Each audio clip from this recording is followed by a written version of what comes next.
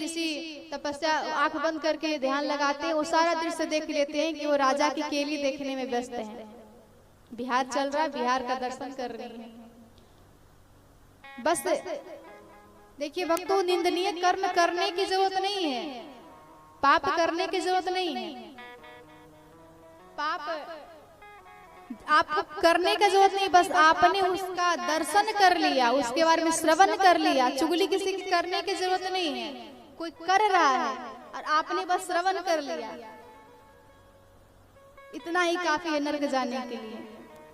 यही होता है हमारे रेणुका के साथ। देखिए देखने का कितना बड़ा उन्हें श्राप मिलता है। दौड़ी दौड़ी जाते हैं जमदग्नि ऋषि, अपने सारे पुत्रों को बुलाते और कहते हैं, पुत्र अपने माता का सर धड़ से अलग कर दो।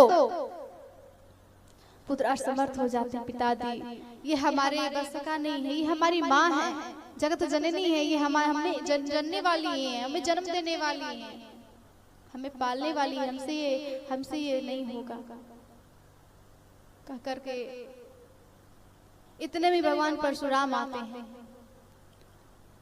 और भगवान ने परशुराम को जमदग्नि ऋषि आदेश देते हैं कि बेटा परशुराम, तुम अपने सारे भाइयों के समेत अपने माँ का सर जो है धड़ से अलग कर दो।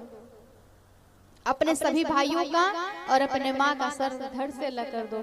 और एक क्षण भी महाराज, एक क्षण मात्र भी नहीं चिंतन करते हैं। जैसे ही शब्द समाप्त होते हैं कि सर धड़ से अलग कर दो, कहने की देर होती है, फरसा निकालते हैं और सबका सर धड़ से अलग कर देते हैं।